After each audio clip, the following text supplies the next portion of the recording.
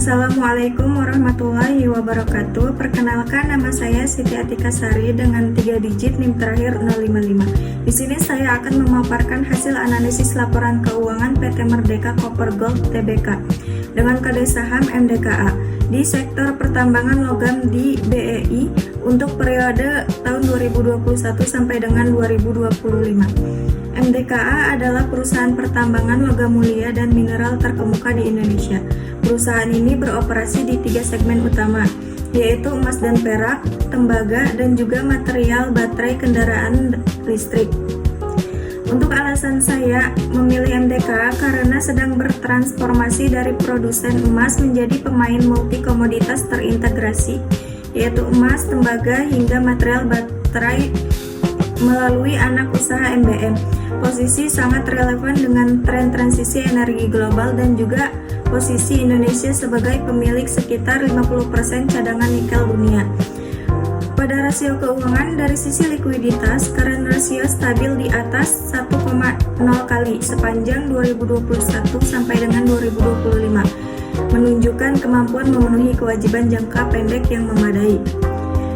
Dari sisi solvabilitas, debt to equity naik signifikan dari 1,28 kali menjadi 2,00 kali, mencerminkan pembiayaan agresif berbasis utang untuk ekspansi besar, terutama konstruksi HPAL dan juga proyek MBM.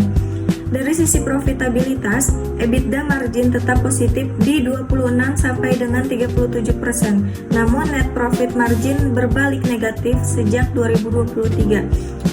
Terdalam di 2024 minus sampai dengan 11,5%. Akibatnya beban depresiasi dan bunga utang ekspansi.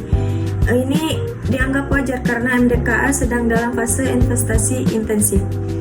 Pada analisis horizontal menunjukkan ekspansi masif, yaitu total aset tumbuh sebesar 121% dan utang jangka panjang tumbuh hingga 199% dibanding 2021. Yaitu pertumbuhan utang lebih cepat dari ekuitas. Pada sisi vertikal, aset tidak lancar mendominasi lebih dari 80% total aset, sementara porsi ekuitas turun dari 43,9% menjadi 33,3%, menandakan peningkatan risiko finansial. Kemudian selanjutnya pada analisis time series, yaitu CAPEX sudah melewati puncaknya di 2022 dan terus menurun, sementara free cash flow yang negatif terus membaik menuju titik yang impas.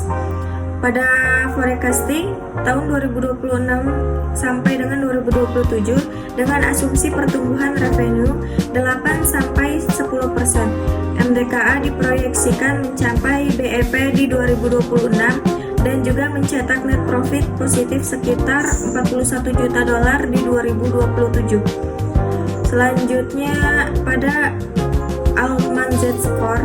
Nah, berdasarkan model Altman Z-Score, MDKA ini berada di zona abu-abu dengan nilai 1,01 sampai dengan 1,94 kali sepanjang 2021 sampai dengan 2025. Yaitu resikonya moderat namun dimitigasi oleh cadangan mineral bernilai tinggi dan dukungan pemegang saham strategis seperti Saratoga dan juga Timsan. Untuk kesimpulan akhirnya, MDKA itu berada dalam fase investasi intensif dengan fundamental jangka yang menarik, likuiditas cukup, leverage tinggi namun terkelola, dan juga tren kinerja yang membaik. Rekomendasi saya yaitu hold untuk pemegang saham saat ini dan akumulate bertahap bagi investor baru dengan horizon di atas 2 tahun dan toleransi risiko tinggi. Baik, terima kasih. Sekian dari saya. Wassalamualaikum warahmatullahi wabarakatuh.